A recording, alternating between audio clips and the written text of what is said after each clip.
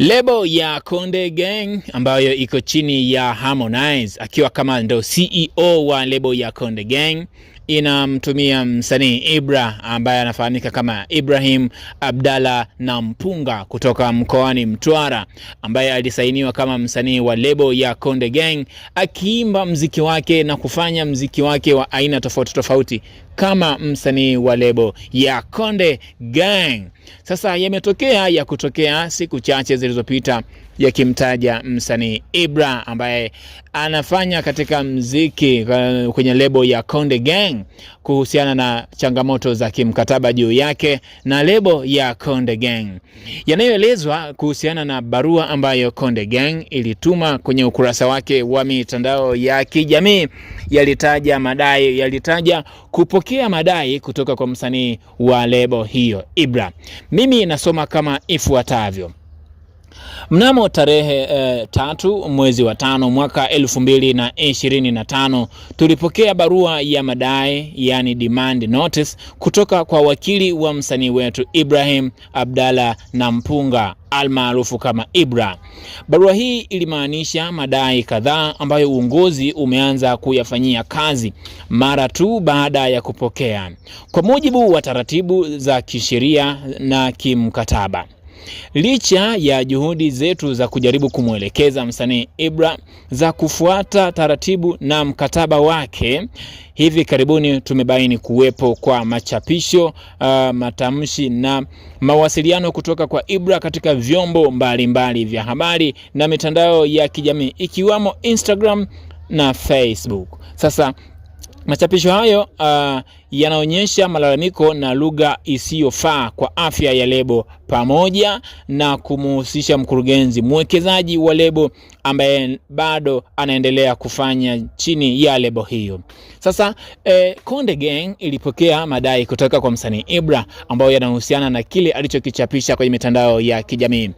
Ibra siku chache kabla ya barua ya Konde Gang alichapisha kuwepo kwa changamoto za kimkataba, akiwaomba wabongo wamsaidie kumchangia shilingi bilioni 1 fedha za Kitanzania ili aweze kulipa mkataba wake uweze kuvunjika na lebo ya Konde Gang, ambapo lebo inahitaji kiasi cha billing cha shilingi bilioni 1 ili mkataba wake uweze kuvunjwa. Sasa alichokiandika Ibra anasema, jamani wa Tanzania, naomba mnisaidie kuchangia shilingi bilioni 1, ambaye mwenye 500, mwenye shilingi 100, mwenye 1000 anaweza akanichangia ili mimi niweze kulipa deni langu kwa Konde. Naona Konde ataniua, na kipaji changu kinaelekea kufa. Hayo ni moja ya machapisho ambayo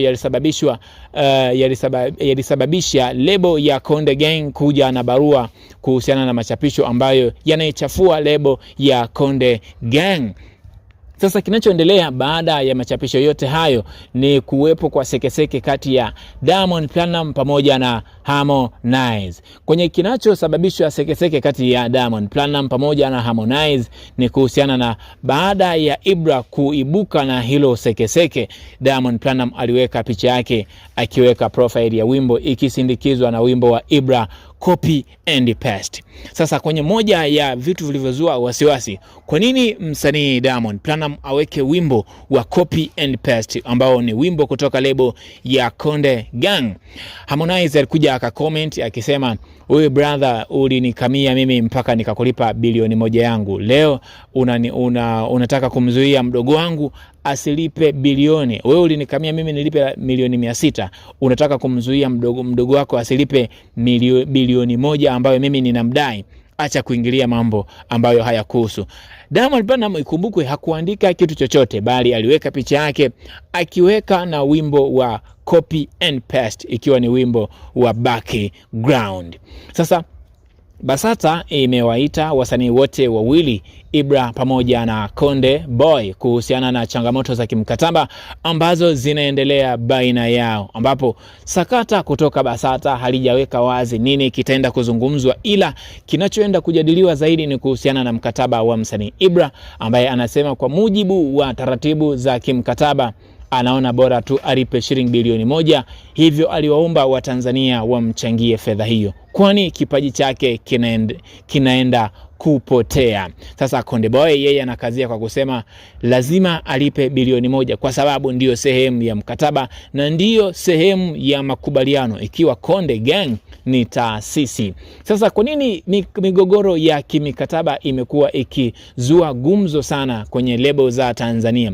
Ikiwa mwaka 2019 lilizuka gumzo kwenye mkataba wa kati ya Harmonize pamoja na Wasafi kuhusiana na changamoto za kimkataba zilizomtaka Harmonize kulipa kiasi cha shilingi milioni 600 ambazo yeye alizilipa kwa kukopa kwa mujibu wa madai yake.